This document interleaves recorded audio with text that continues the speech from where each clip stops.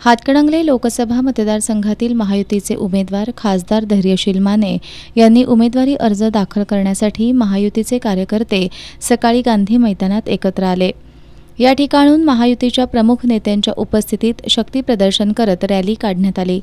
रॅलीद्वारे येत खासदार धैर्यशील माने यांनी मुख्यमंत्री एकनाथ शिंदे, नामदार चंद्रकांत पाटील, नामदार हसन मुश्रीफ, आमदार विनय कोरे, विजय शिवतारे, राजेंद्र पाटील यड्रावकर, आमदार प्रकाश आवाडे, राहुल आवाडे, राज्य नियोजन मंडळाचे कार्यकारी अध्यक्ष राजेश क्षीरसागर यांच्यासह मोजक्या पदाधिकाऱ्यांच्या उपस्थितीत आपला उमेदवारी अर्ज निवडणूक निर्णय अधिकारी तथा अप्पर जिल्हाधिकारी संजय शिंदे यांच्याकडे दाखल केला।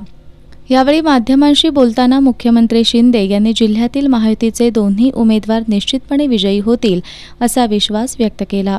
आमदार प्रकाश आवाडेंच्या नाराजी संदर्भात बोलताना हातकणंगलेमधील सर्व नेते सोबत असल्यानं आता इथं कोणत्याही प्रकारचा वाद नसल्याचं मुख्यमंत्री शिंदे यांनी सांगितलं।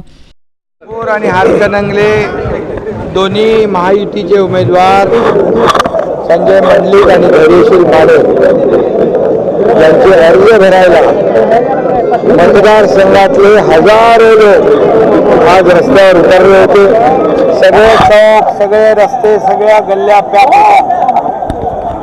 मतदारांनी ठरवलं की हे दोन्ही महायुतीचे उमेदवार विजयी करून दिल्लीला पाठवून आदरणीय नरेंद्र मोदी साहेबांचे हात बळकट करायचे आहेत आणि आदरणीय मोदी साहेबांना पुन्हा तिसऱ्यांदा या देशाचे प्रधानमंत्री बनवायचा निर्धार आणि संकल्प कोल्हापूर आणि हातकणंगले वासियांनी घेतलेला आहे। त्यामुळे मी त्यांचं मनापासून अभिनंदन करतो। एवढ्या कडाक्याच्या उन्हाळ्यामध्ये 40 डिग्री 42 डिग्री तापमान असताना हजारोंच्या संख्येने आपण पाहिलात, आपण साक्षीदार आहात। आणि हे चित्र जे आहे, हे चित्र या येणाऱ्या 7 मेला धनुष्यबाणासमोरचं बटन दाबून या ठिकाणी दोन्ही उमेदवाराला दिल्लीला हातकणंगलेचे सर्वजण आज धैर्यशील मानेंच्या मागे आहेत। प्रकाश अण्णा आवाडे हे स्वतः इच्छुक होते, त्यांनी आपली उमेदवारी माघारी घेतली। ते स्वतः मिरवणुकीत आहेत, फॉर्म भरायला आहेत। त्याचबरोबर आणखी विनय कोरे आहेत, यड्रावकर आहेत। या सगळ्यांनी धैर्यशील माने हा आमचा उमेदवार आहे असा निर्णय घेतलाय।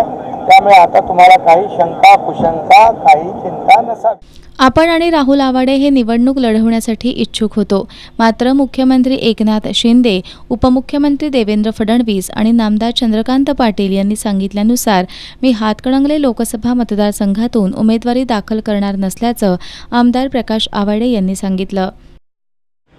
सन्माननीय मुख्यमंत्री एकनाथजी शिंदे साहेबांच्या बरोबर जे काही खासदार आलेले होते त्यांना परत उमेदवारी द्यायचा निर्णय त्यांनी घेतला। त्यामुळे ही जागा त्यांच्याकडे राहिली, त्यामुळे राहुलला उमेदवारी मिळाली नाही।